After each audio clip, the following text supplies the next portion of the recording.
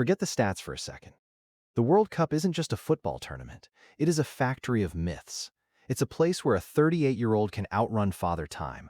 A guy can be recruited for a national team through a LinkedIn message, and a haircut can be used as a high-stakes tactical distraction. Today, we're looking at World Cup stories that sound like they were written by a Hollywood screenwriter having a fever dream.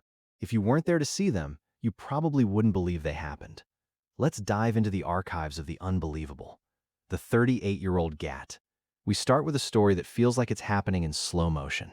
Picture this: Lionel Messi, 38 years old. Most players at that age are playing in legends, matches, or doing punditry on TV. But Argentina was opening their latest tournament against Algeria, and Messi decided he wasn't done with history. He didn't just score, he dropped a masterclass hat trick. 1 in the first half, 2 in the second. But here's the kicker. Those 3 goals didn't just win a match, they put him at 16 career World Cup goals. He is now tied with the legendary Miroslav Klose for the most goals in men's World Cup history. The next time he hits the back of the net, he becomes the undisputed king of the world stage. 20 years after his first World Cup goal as a wonder kid, he's still the main character. It shouldn't be physically possible, but with Messi, impossible is just a suggestion he chooses to ignore. The LinkedIn legend. While Messi is the ultimate insider, Cape Verde is the ultimate outsider. Imagine a tiny island nation making their World Cup debut. Their first opponent? Spain, the 2010 champions, the giants of the game.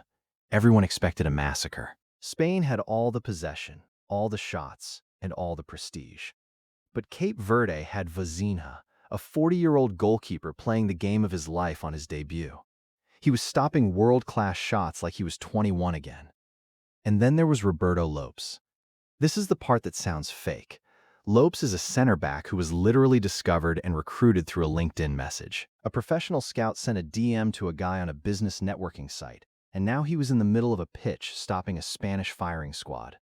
They held Spain to a 0-0 draw. It wasn't a win on the scoreboard, but for a guy found on LinkedIn and a 40-year-old keeper, it was a victory for every underdog in human history. The viral accidental stars. The World Cup has this weird power to make you famous for no reason at all. Before the tournament, Tim Payne of New Zealand and Vazina of Cape Verde were just names on a roster. Vazina had maybe 50,000 followers. Tim Payne had less than 5,000. But the internet is a strange place. Fans started following Tim Payne simply because he was labeled one of the most unknown players in the tournament. It became a meme. It became a movement.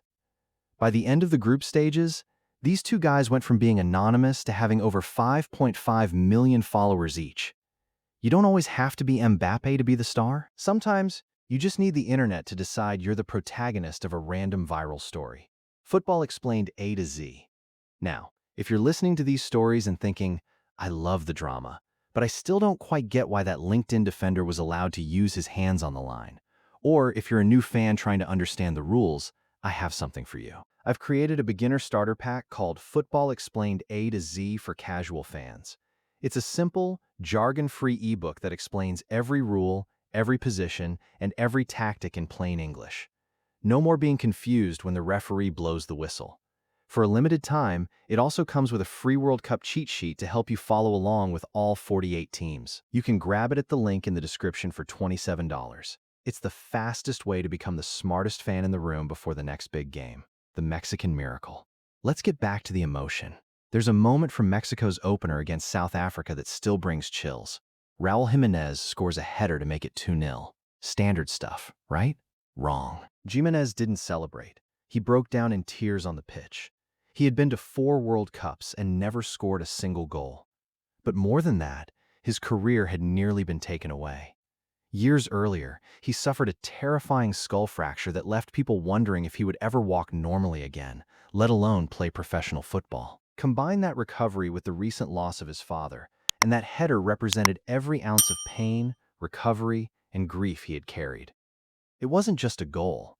It was a man reclaiming his life on the world's biggest stage. The headbutt heard round the world. We can't talk about legends without talking about the most shocking exit in history. Zinedine Zidane. The 2006 World Cup final was supposed to be the perfect fairy tale. He had already won it all. He even scored a cheeky Panenka penalty early in the game against Italy.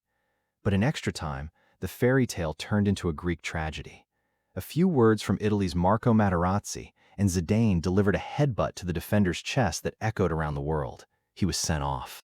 He had to walk past the trophy, down the tunnel, and out of professional football forever. Italy won on penalties, and the greatest player of a generation ended his career not with a trophy, but with a red card. He never played another match.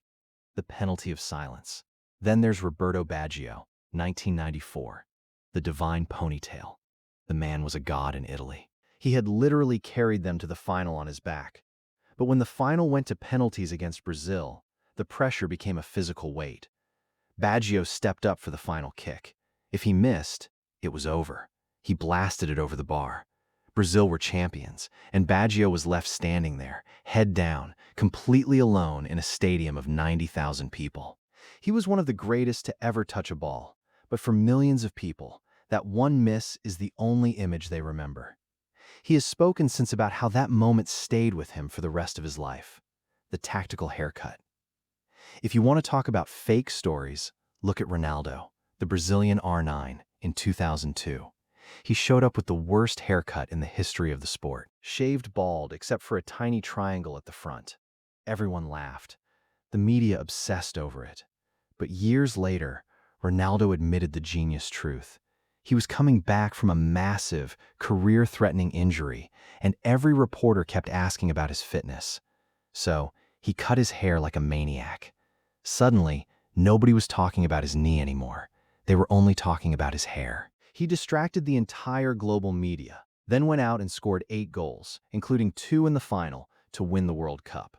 It was the ultimate distraction, the last of the Joga Bonito. Outside Brazil, Neymar is often judged by what he didn't do. The Ballon d'Or he never won or the World Cup he hasn't lifted. But inside Brazil, he means something deeper. He is the last true symbol of Joga Bonito, the beautiful game. After the era of Ronaldo, Ronaldinho, and Kaká faded, Neymar was the one who kept the flair alive. He played with joy, with tricks, and with the feeling that football was entertainment, not just a result. Brazil fans fear that when he's gone, the world will stop saying, "That is Joga Bonito." He might be the last of his kind, the villain of a continent. And then there is Luis Suarez, 2010. Ghana is 1 second away from becoming the first African team to reach a semifinal. The ball is clearly going into the net, but Suarez punches the ball off the line with his hands. He gets sent off, but Ghana misses the resulting penalty. Suarez is seen celebrating in the tunnel as Ghana eventually crashes out. To this day, he is the ultimate villain in Ghana.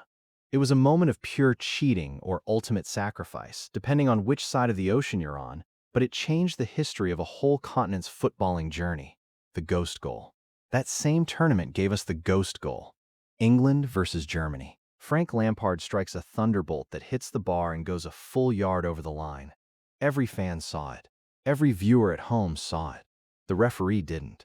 Germany went on to win 4-1. The outrage was so loud and so global that FIFA was finally forced to act. That one mistake was the reason we now have goal line technology. One bad call changed the technology of the sport forever. The greatest final ever. Finally, the 2022 final. Argentina versus France. Messi versus Mbappe. Argentina is cruising at 2-0. Then Mbappe scores twice in 90 seconds. The game goes to extra time. Messi scores. Mbappe scores again to complete a hat trick. It felt like a scripted movie. But in the end, Argentina won on penalties, and Messi finally got his fairy tale ending. It was a match that settled the GAT debate for many and reminded us that the World Cup is the only place where the truth is consistently crazier than fiction. The World Cup is where logic goes to die and legends go to live. Whether it's a LinkedIn defender or a Messi masterclass, these stories are why we watch. Don't forget to check out the beginner starter pack and your free World Cup cheat sheet in the description. Like the video, subscribe to the channel, and tell me in the comments. Which of these stories is the most unbelievable to you? I'll be down there chatting with you guys. See you on the pitch.